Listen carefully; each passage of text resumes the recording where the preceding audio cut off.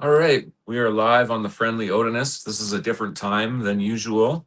This is kind of during working hours for most folks. So what I'm going to do is share this link out after working hours so that whoever's interested can check in. I did want to sing a song today, but I haven't figured out my new microphone. Last time my phone picked it up terribly, so I don't know. Maybe someone out there can help me learn my microphone. But we have a I think, a very interesting guest on with us today. Um, I mean, most of you know, if you've been following along, that I kind of recently embraced the gods and goddesses, the more ancient gods and goddesses, the Norse gods and goddesses, Odin and Frigg and Freya and stuff like that. And I went to a shop and I found a book called Lost Teachings of the Runes. And as soon as I started reading that book, I felt like I needed to reach out to the author because I don't know hardly anything about even my gods and goddesses and the runes and things like this.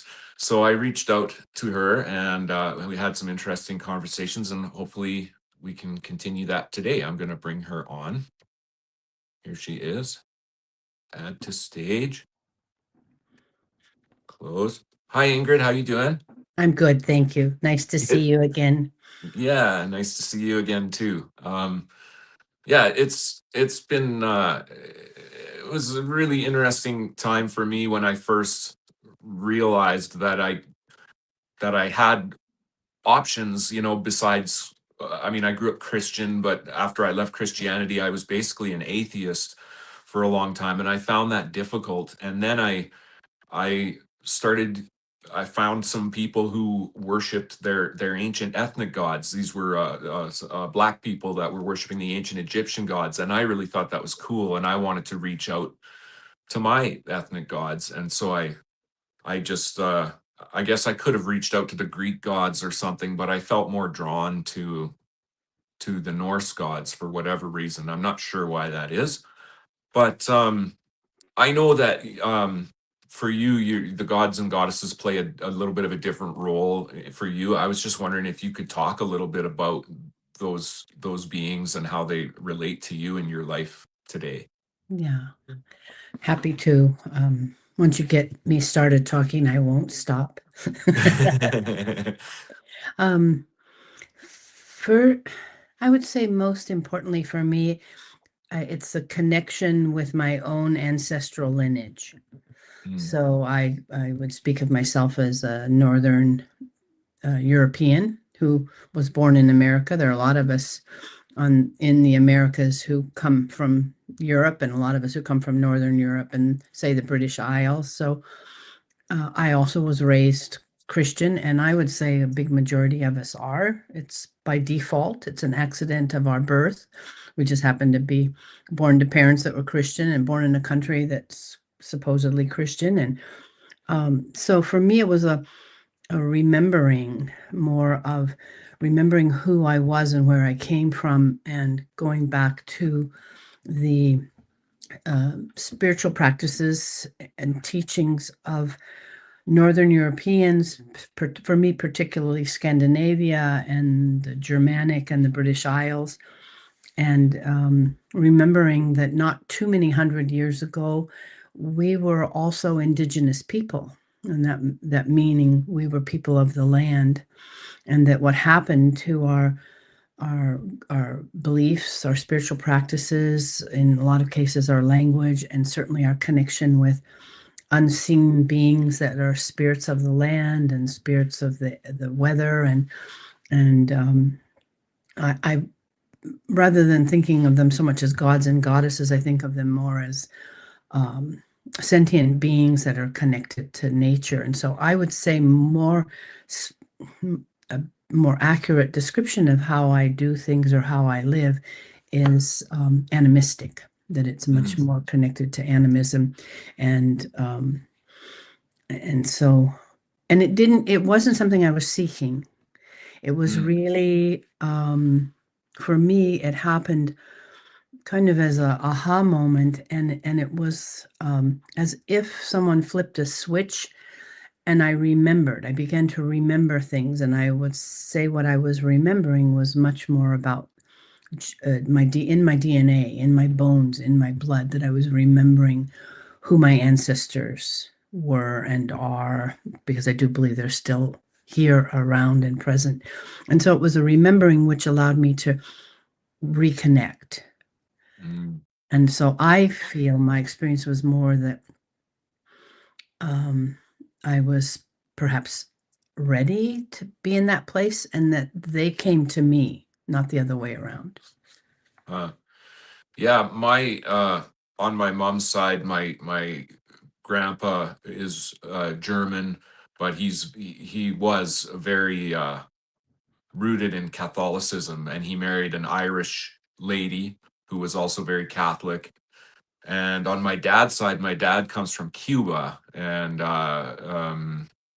so I don't know. I think for me, because I was so rooted in Christianity and eventually kind of stepped away from that, um, maybe that's why I don't know if I'm as animistic as you. I actually sort of look to the gods and goddesses as beings that might be able to help me at this time anyways, but that could change, but I just started to pour out offerings to specifically Odin and Frigg. I don't know why those two, but that's where I started, and that's where I'm at for now. But I guess I look to the gods and goddesses as sort of like elder brothers and sisters that want to help us. And I do recognize that at least sometime before my ancestors were converted to Christianity, somewhere along the way, some of them probably would have related to these gods and goddesses that I'm seeking today. So I don't know. But I hold my ideas like this. If somebody can take it away and replace it with a better idea, like maybe I will become more animistic as time goes on. I'm not sure where I'm going right now, but I definitely am seeking a deeper spirituality. I found atheism was very difficult existence for me. It was just really a little bit too sad for me to live as an atheist. So, um, And how I did would, you? Go ahead. I just would Any- like to say that for me, there isn't any right way or wrong way, and that it's whatever I share or have written about is from my own experience and my own perspective. And a lot of what I write is written as in the form of a question, in forms of Mm, questions, so that it's it's not about, well, my way is better than your way. We're taught that. We're taught so much that, this is the one true religion, and if you want to be saved, you have to, stand on one leg and whistle, type of thing. And I really think that it's the teachings, the spiritual connectedness is bigger than that, and that there's room for all of us to experience life in our own way. What gets in the way is when we start killing each other because we don't agree with an idea. So, yeah. whatever I share, I'm happy to share, and it doesn't mean in any way that I would be in criticism of how something has come to you that's different, or to anyone else. I just, I feel I was born a teacher, basically. I would say that. I love to read. I love to write. I was born teaching, even with my siblings. And so what has been meaningful to me, I share, I talk about, and people find lots of different new ideas or perspectives or ways of approaching things because I've opened up a conversation with a question. Mm. Yeah, I've noticed that in your writings, you do ask a lot of questions, and just give the reader a place to pause and reflect and think, and Yeah. that's a pretty cool way to write. That's a makes people think. How did you come to the runes? Um, well, I can, I mean, this is my true story, how I came to the runes. Um, I was happily selling residential real estate in the San Francisco Bay Area of California. So that's the setting. Was quite successful, actually. And I was at an open house one day when there was no one coming. That happens a lot of times. You're just there by yourself. And there was a pouch sitting on a coffee table in front of the sofa. And I thought, well, that's kind of interesting. I wonder what's in there. So I dumped out the contents and felt like they were stones or, most like stones. And when I dumped it out, there were these pieces of stone, clay, that had markings on them. And as soon as I dumped them out, there was this instant moment, truly like a flash. And in silence to myself, I said, I know what this is. I know what these are. And then my logical thinking, practical, probably my Christian upbringing said, no, you don't. And then this other part of me was like, yes, I do. I'm an arguer. And then it was like, no, you don't. And then I really, not only in that moment, but as I was arguing with myself, I realized that I not only knew what they were, but I actually had this overwhelming experience of, I know what they mean. And in that moment, I really scooped up those things with the markings on them, stuck them back in the pouch, pulled the string very tight, and set it down and said to myself, this could really fuck up your life. Flat out. And I thought at that point, if I just pretended like that hadn't happened and I didn't see what I had seen and remember, because I believe it was a remembering for me, that there was this connected moment where ancestrally I remembered something. And after that, I would say they wouldn't leave me alone. And I say they because my experience with these markings, which are actually staves, they're rune staves, they're straight lines, look like an alphabet, that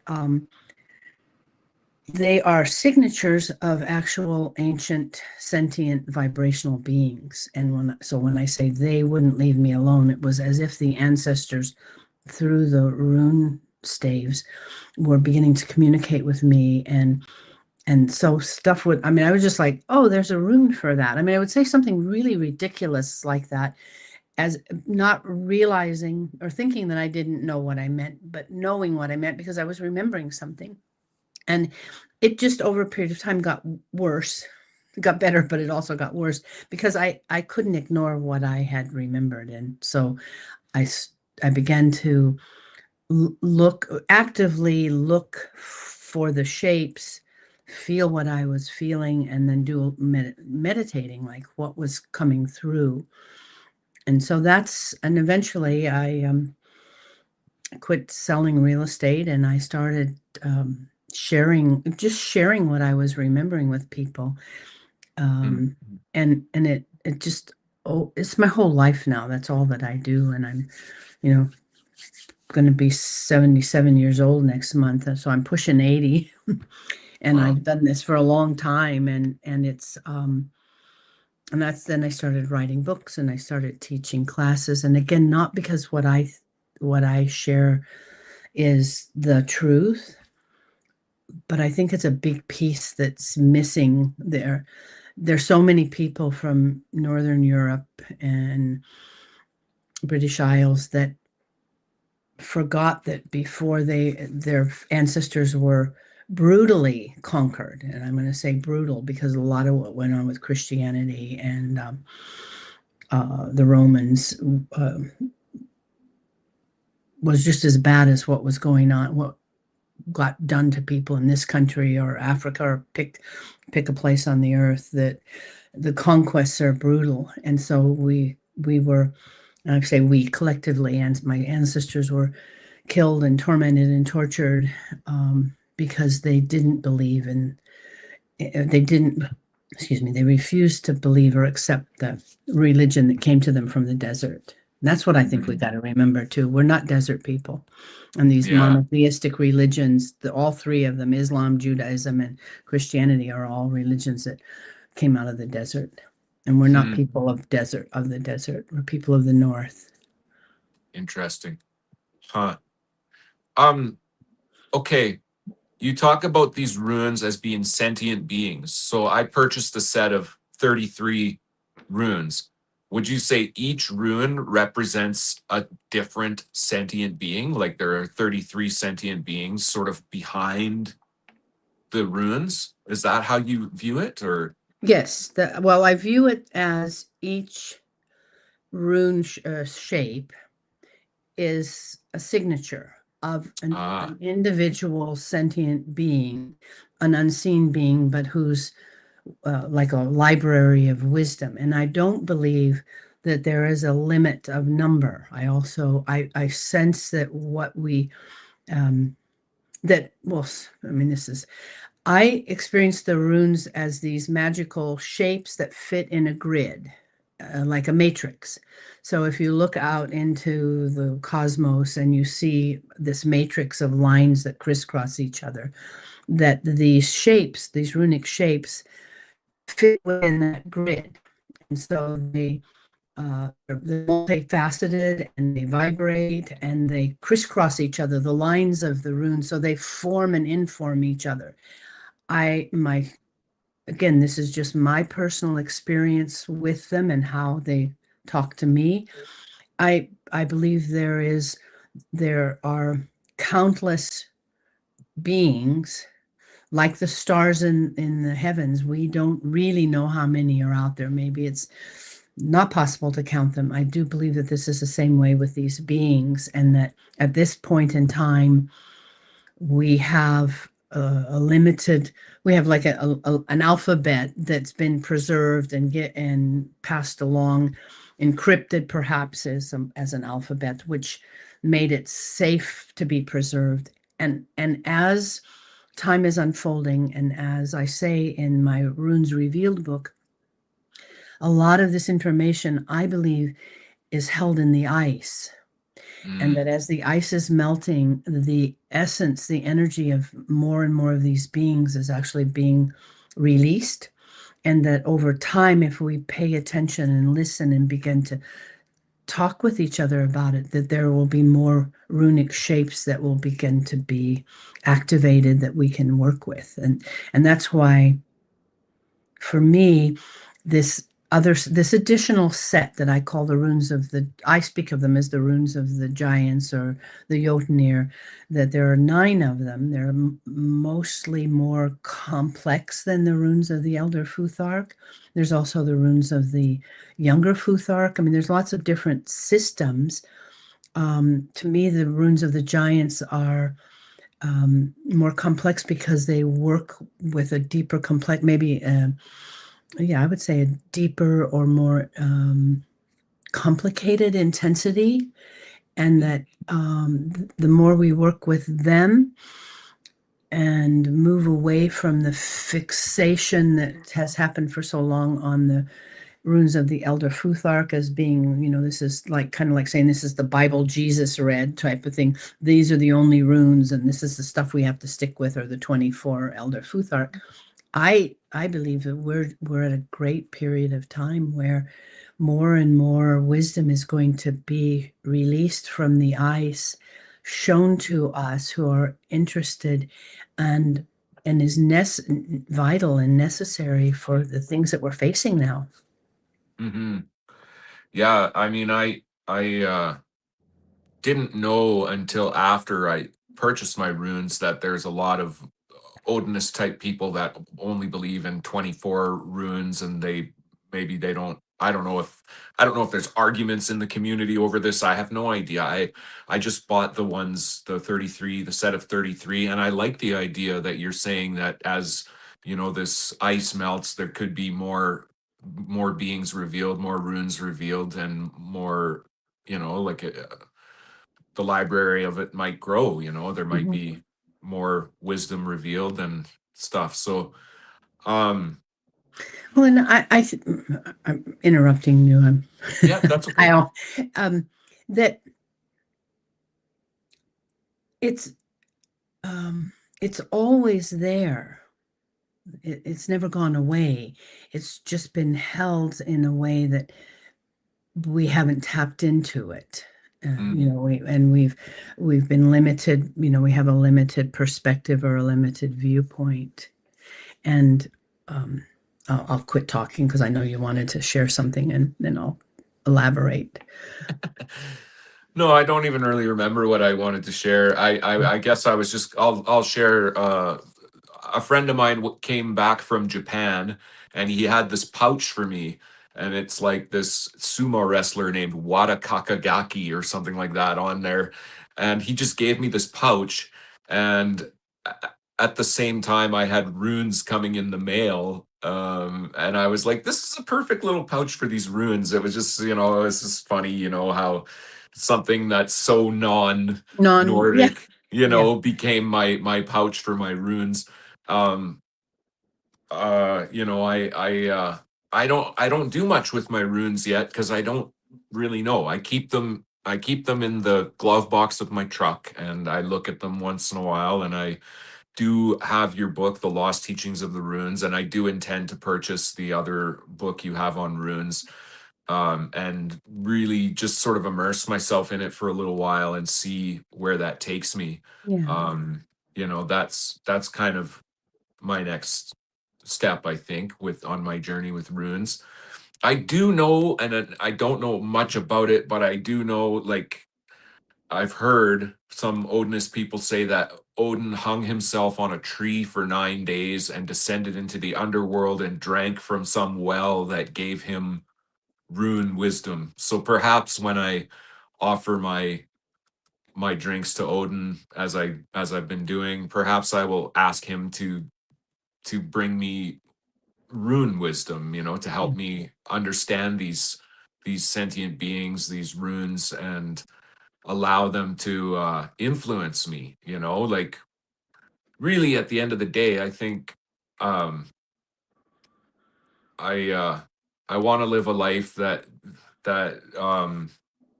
you know, that does connect to my ancestors and that really, you know, I've shaken off the desert religion and I'm just looking for the right thing to replace that, and I think Mhm, these runes are going to be a big part of that, you know. mhm.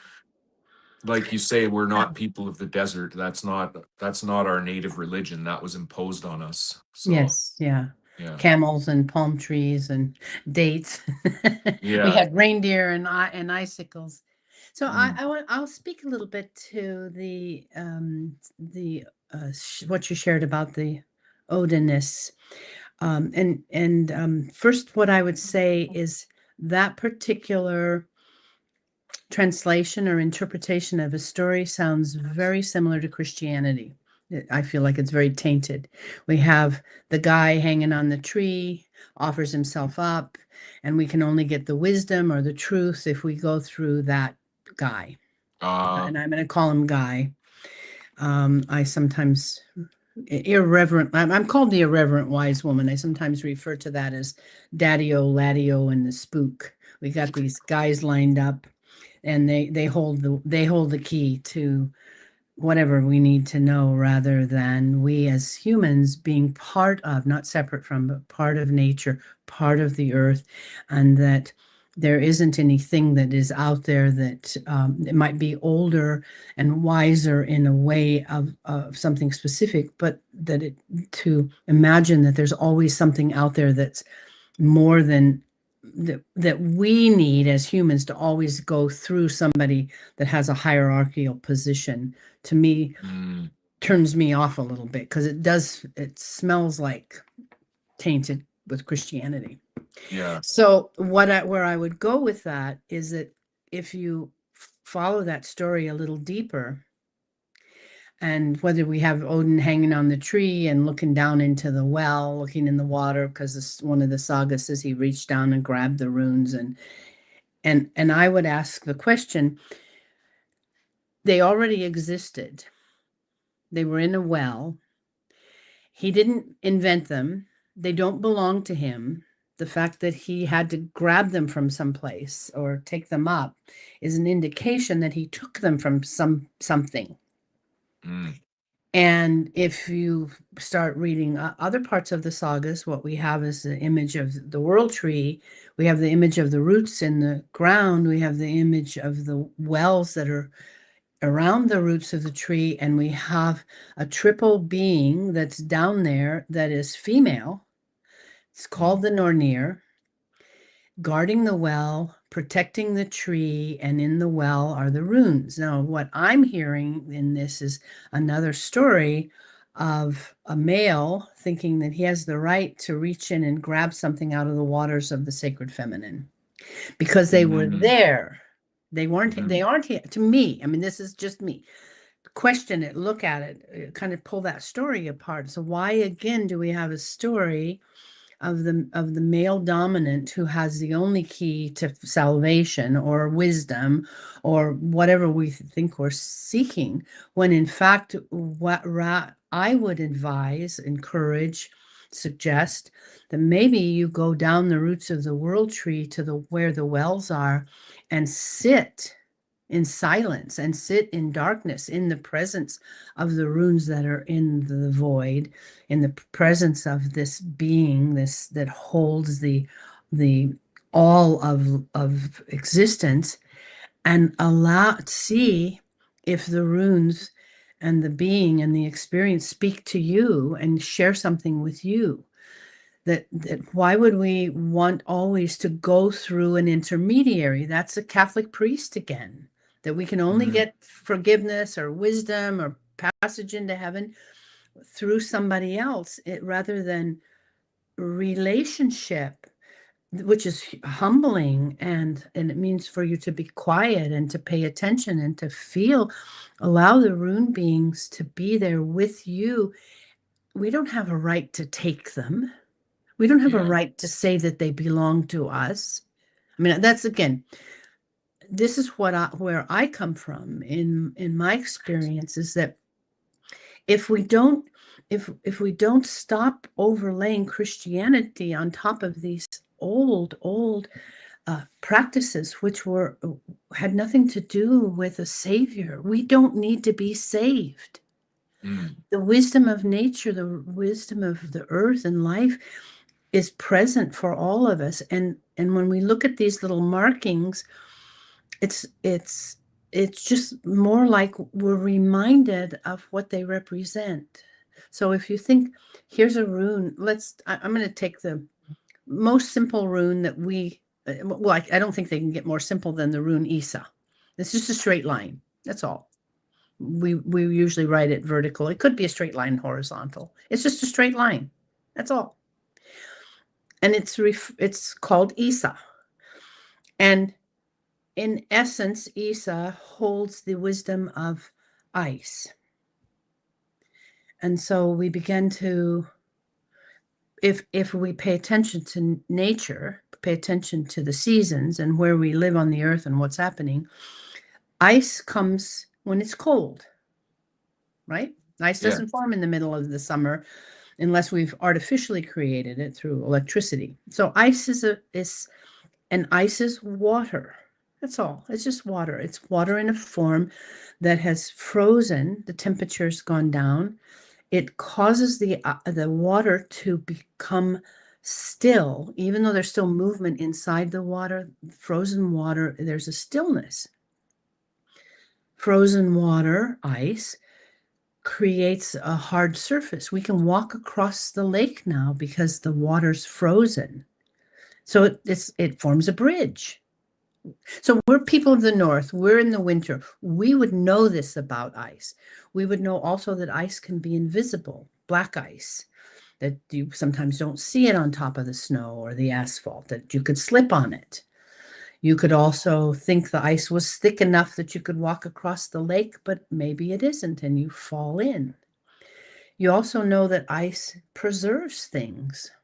Mm, We know that. We put stuff in our freezer mhm. and it preserves it. However, if it's frozen too long, leave your hamburger in the freezer for 3 years. It's you can't use it because the crystallization breaks down and it becomes full of ice crystals. It's not edible. So these are things we don't need somebody to tell us this.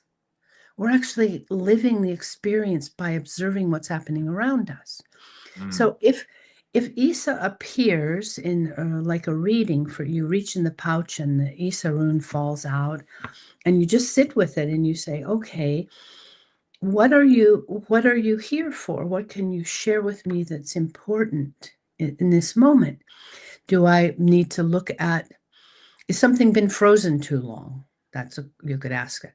Is this providing me a reminder that there can, when things get slowed down and hardened, that it could be a bridge. Am I being shown a bridge that maybe I don't know how to get from here to there? And Isa is saying, use my energy to bridge the gap. Mm, Um, Ice also is a glacier, right? yeah. Glaciers are done in layers, just like rings of a tree. Every season of a glacier tells a story. Mm, The glaciers are layered. So we know if there was a volcanic eruption one year because the ash is going to be in the layer of the glacier. We know if there was a season of not a lot of snowfall, then there's going to be that story in the Isa of the glacier.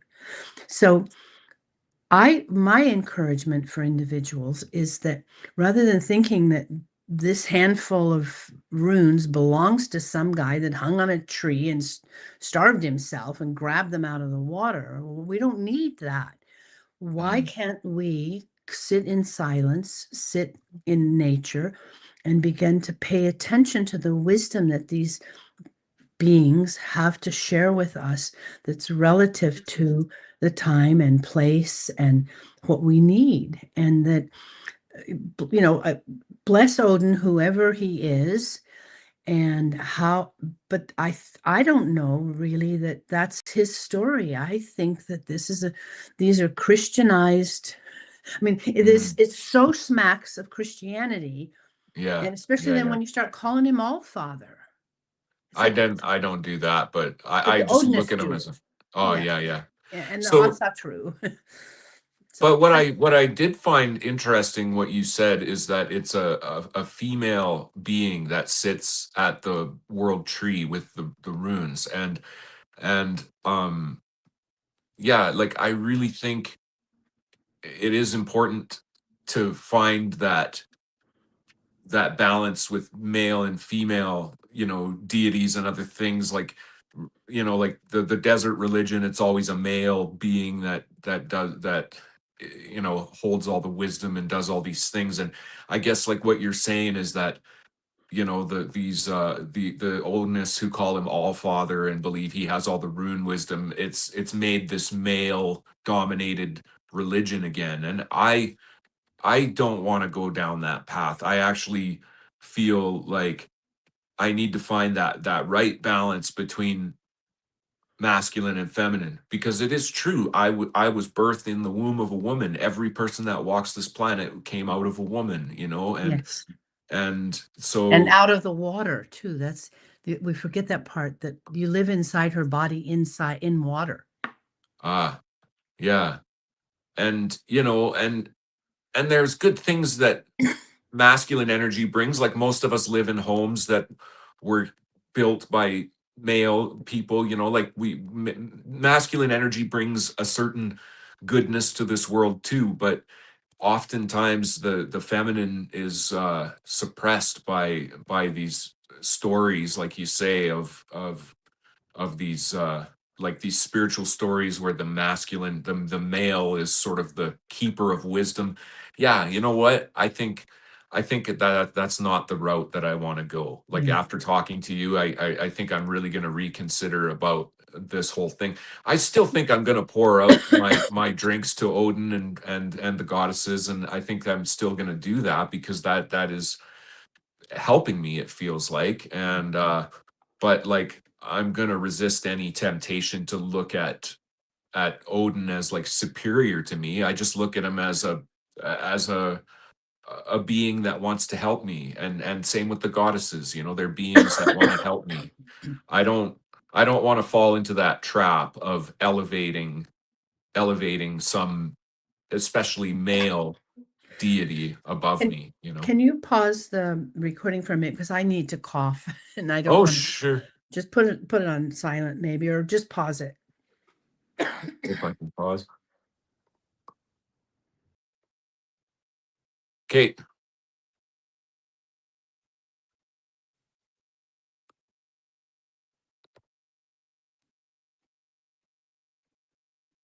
Are you ready to come back on? Okay. I'll click you. Uh-huh. So Okay, you're back on the stage there. thank Sorry you. about that. Yeah. No, that's okay. I Okay. just wanted to also share, as you were talking, sharing about the Nornir sitting in the wells doesn't mean, it doesn't mean that they are superior or that it's all about the female. I think it's just one more way to look at the bringing the balance. But when we tell a story that is weighted in one direction, that somehow Odin owns the runes because he did XYZ, and we ignore the fact that he didn't, they're not his because he got them from someplace. Mm-hmm. Because what we don't need is another something else that flips it over so it becomes all about the female, because that's just as imbalanced as the dominance of the male. We don't need to create another imbalance. We, like you said, there has to be the male and the female present, and that allows for everything that exists in the middle.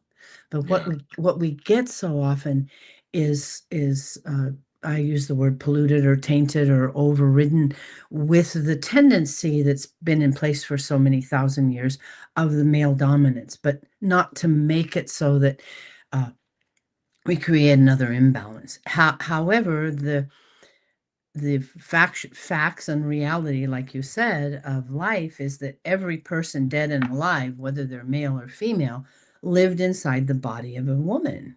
Mm-hmm. There's no way around that. And that there's no way around the fact that whether she birthed you through the birth canal or you were removed from her body by a cesarean, you still came out of the body of a woman. Yeah. Yeah. And so I think for me, taking some of the other stories, there's, for instance, the story of Emir, the so if we look at the story of Emir, the out of the like a blizzard, this cow appeared, Audhumla. That's one. These are in the saga. So a cow appeared out of the blizzard. Now, in all likelihood, these are old stories from the very far north, and it probably wasn't a bovine, it was a reindeer. The reindeer are called cows and bulls. So most Mm-hmm. likely, I mean, this we don't know, but most likely this is a story about a reindeer, female reindeer cow coming out of a blizzard. That makes sense for the context because Mm-hmm. that's what happens up there, and the reindeer live in the snow and the blizzards. So going on in this story, kind of like reading between the lines of what we have, is she had to have just given birth because the story says that Emir suckled the reindeer.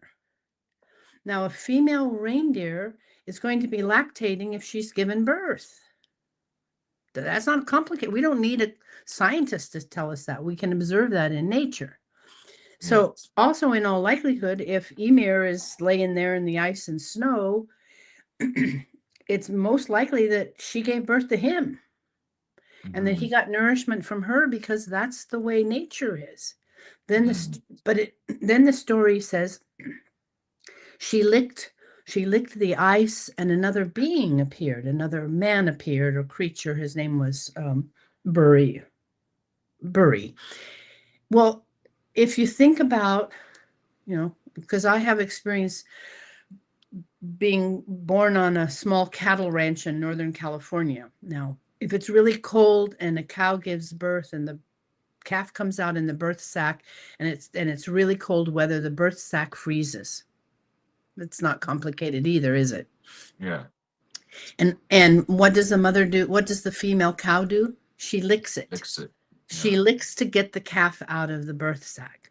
So we have a story here of a female, most likely a reindeer, who's given birth, who's lactating, who's licking a creature out of the ice. That sounds like a creation story to me. because Mm, that's so how it's been taken over is like, oh, that the cow disappears. This is the only place this cow appears. But now we have the whole thing about, well, Emir was a giant. He nursed off the cow. He rubs his legs together. He has creatures coming out from between his legs, his arm. He has creatures coming out from his armpits. It's like, this is not the true story, because male giants don't have babies coming out from between their legs or out of their armpits, or Zeus with the guy coming out, a baby coming out of his head. So we yeah. take a story that's very much about female, lactating female birthing in a blizzard. This is not, and then that's kind of the story of how Odin gets to be so important. But Odin wasn't, he's a couple of generations down, and you can't erase the fact that his father or his grandfather came out of the body of a reindeer cow. Mm, mm. So how can he be the all father? Yeah, yeah, yeah, yeah. If we want to go there, make the cow the all mother. But nobody does that. We turn it into a story once again of a dominance of the male, as if he was the beginning. Mm, And so what I do, and I, you can tell I get excited and animated. I love what I do, because it's really an opportunity to take, these are our stories. This is our mythology. This is our history, spiritual history, coming out of dark, coming out of ice, glaciers, snow, cold, reindeer. Take these stories that have been so twisted around with the dominance of everything being male, hmm. and see what else is in there. Yeah, And that before, she existed, the cow reindeer had to be existing someplace in the void of the blizzard. Then you've got a whole other way. All of her children and grandchildren and great grandchildren are all important and are all the same. So Odin and Frigga become important, but not superior to anything else. yeah, yeah, yeah. Okay. I like that. I really actually, that whole thing resonates with me. That story, about the that origin story. And like you say, maybe maybe you could look at it as an all mother, if you wanted If to. you But wanted I to, mean, right? yeah, yeah. But I like the symbolism in there. I like it. Yeah. And well, Is it gives there? us a different, it just gives us a different way to hold our stories, a different way to connect with our people. Even I don't know for sure from your family, but you say your father's from Cuba, but I would suspect that he was not a native Cuban.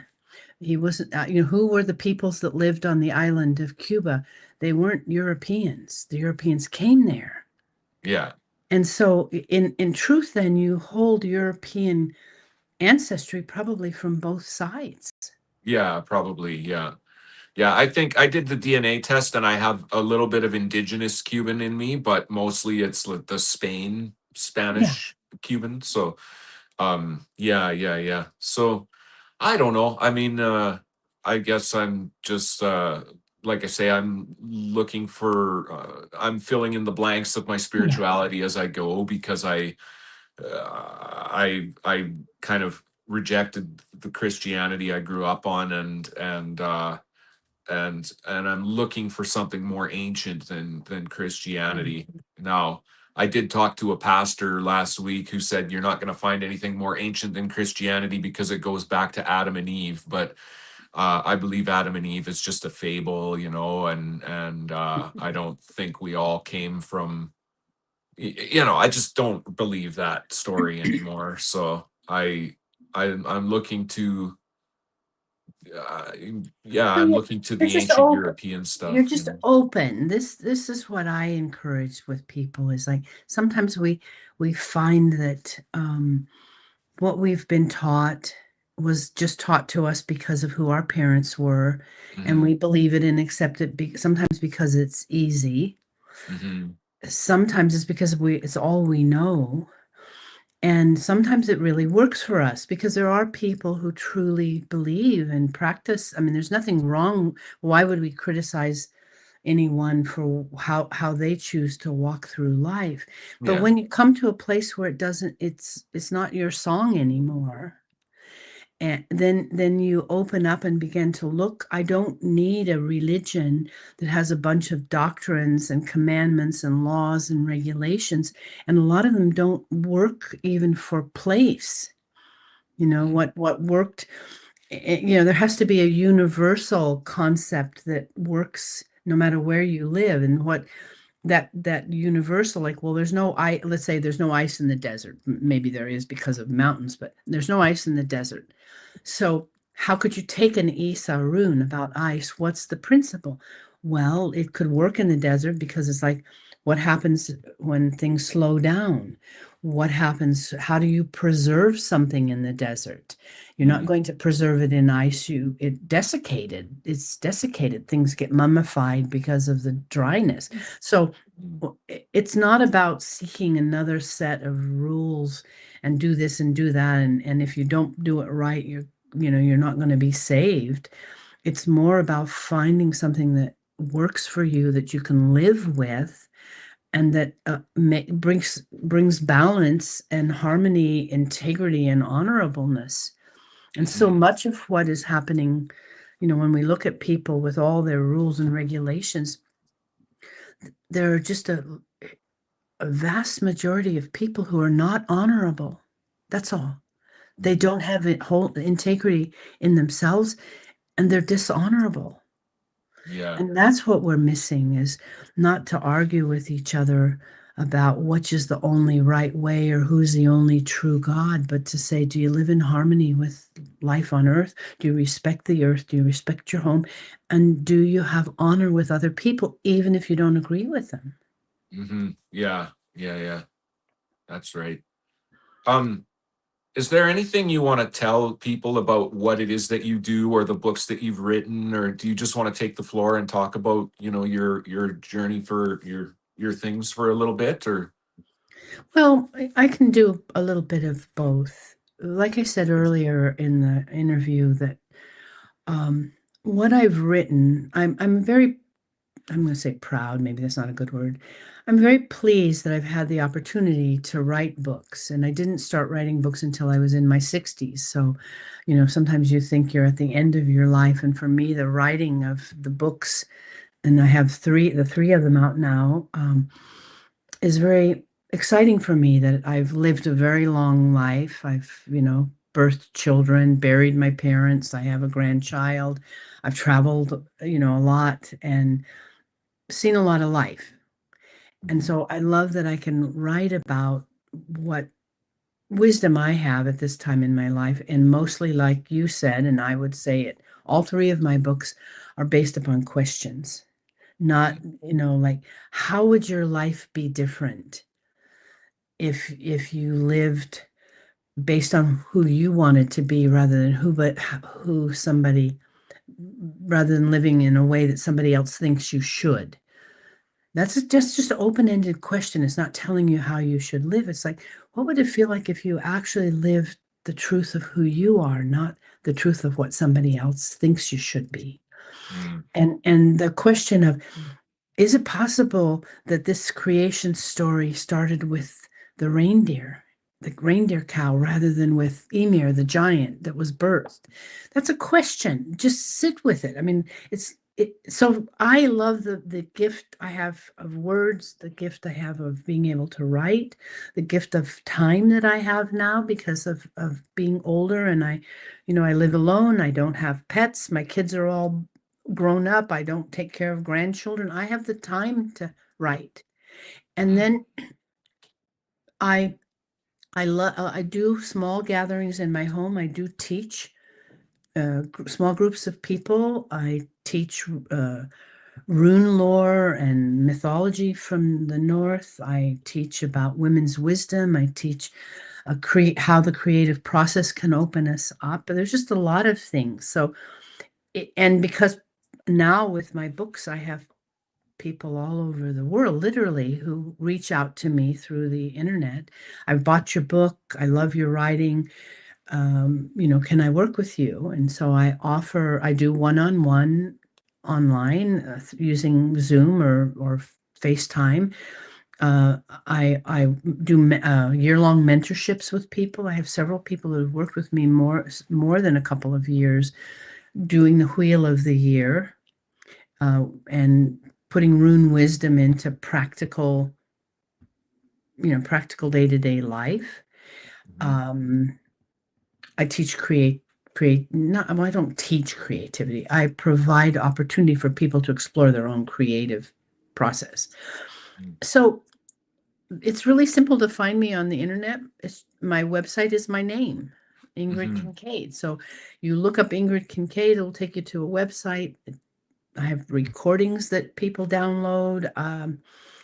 You can read about my books. You can read about my adventures on, climbing mountains and riding motorcycles Yeah. or, what it is. I'm just out there. Yeah. And I, I just, my hope, intention, is that I can continue to do what I do until I can't do it anymore. Yeah. I like the song "The Gambler." Like the most you can hope for is to die in your sleep, and and Ah. and may that be so for me. I would like to say that I could live and keep doing what I do, what I love, and Mhm. it brings joy to my heart. And I know so many amazing people all around the world, and uh, with all different kinds of beliefs and practices and things that they do, and rather than arguing with each other to come together and I ask the question sometimes, how's it working for you? Mm. Because sometimes what you're doing, you just keep doing. You're like the pacing tiger in a cage, and you're doing it, but you're not free. So what if you looked at something different? And what if you had the courage to live more truthfully? And Yeah. and for me, the Nordic sagas, the mythologies, the connectedness with the land beings, the ancestors, the rune beings brings a lot of joy to me because it takes me home. And I feel more at home in the North, even though I wasn't born there. But it's not, we're not, my grandfather was a Swedish immigrant. So it's like I'm Mm. not that many generations away from my own land. And when I go Yeah. to the British Isles, I walk the land. It's like the land knows who I am Hmm. because my ancestors were buried there and they know who I am. Yeah. Yeah. Cool. Um, I can put a link to your website in the comments of this video after, if is that okay? If some Oh, folks want certainly. to. Yeah. Okay. Yeah, because I know I've been on your website a few times, and I might sign up for a couple things on there eventually, and like I think you had a course about the runes, and I was interested, and other folks Yeah. watching this might be too. So um, I don't know if there's anything else you want to say. You've given me a lot to think about, and I guess I feel like this was a good interview. But if there's anything else that you feel like you want to Mhm. say, just take it away. And Well, I will. I'll promote my newest book. How's that? This is all about my yeah, PR. So, yeah, this book was just released in October, so it's brand new. You can find it on the internet. Women of the Always. It's paperback. It's hardbound. It's also an ebook, and eventually I'll have it out as an audio book. This is not just a book for women, and the reason I say that is like what we've already said. Every person, dead and alive, lived inside the body of a woman. And that's very sobering to me. It's like for every man or young boy that I come in, or young man, young boy, grown men come in contact with, there's that connection that I remind them of. It doesn't matter who you think you are or how powerful or macho or grandiose. You lived inside the body of a woman. Yeah. And you came out of her body with a gush of water and a lot of mess and blood. Mhm. And if each man could stand in that place and honor the fact that his life is he's able to live because he had a mother. Mm. And that's not about, whether you had a bad mother or a good mother, or whether she breastfed you or she didn't. Women of the always is for me the truthfulness of how we bring balance back, because when we have men who stand in the place and honor the female that is the way that he came to life, then he doesn't need to compete or power over or control. They can stand side by side together as partners because both of them are needed. And the topics in the book, yes, there are topics about blood and breastfeeding and all of that, but there's also chapters on uh, what it means to be a wanderer or a meanderer. There's a chapter on silence. There's a chapter on darkness. There's a chapter on sacred water. And all the things that are in here are applicable not just to women but to all humans, and it ties back in with the rune wisdom because it's really about nature. Mm. And so I really and this book, for I created the contents starting back in probably 2005. I created a year-long course. I taught it for about 10 years. We would meet in groups twice a month for an entire year, going over these topics, and then finally I turned it into a book. So it's a book that people could use also if they want to use it as like a study, get together in small groups, and each time they gather, pick one of the topics and discuss it with each other. Not about Mhm. teaching something, but to bring open up the questions and see, connect with each other in our differences rather than kill each other over them. Yeah. Yeah. Wow. Very So cool. that's on my website. Buy all my Okay. books. But I'm happy people like you, well, you know that too. You reached out to me because you read a book. Yeah. And I yes, I charge money for things, and I'm also happy when somebody reaches out to me and says, I really loved your book. I try very diligently to make a space to at least connect and say, well, hey, I'd like to meet you online, because for me, if you took the time to read a book that I wrote and then try to talk with me, that's important. That's how we connect. Hmm. And that if you want more, if somebody says, well, yeah, I'd like to study with you, then that's a different format or formula. But we miss so much when we make ourselves, if I set myself up on high and become the guru or the grand poobah or whatever, and I think I'm better than you are, what then I'm not living what I'm writing about. uh, yeah. And Uh, we then we miss things. And I love technology. I'm not again, I use it. Well, here we are. I even have a cell phone. Because technology is a tool we can use. But yeah. but it's also separates us if we don't make a conscious effort to connect. And recently I just came back from a month in the UK. I was Mhm. able, while I was there, to meet in person two women that I've worked with on the internet with rune wisdom. That, I mean, for me, when I said I'm coming to England, they said, "Oh, great, we'll set something up and we'll meet you and pick you up." And we spent several days together. I have someone in the Netherlands, the same thing, that I worked with her for a year online, and it was just like, I need to go meet her. And Yeah. so to me, it's just like, I love what I do. I love life. I love people. I love talking. And so I live what I write about, because how could I not? Yeah. Well, that's awesome. You're on your journey and you're just sharing your journey with other people, and the wisdom of your journey is like a byproduct of just what you've been doing.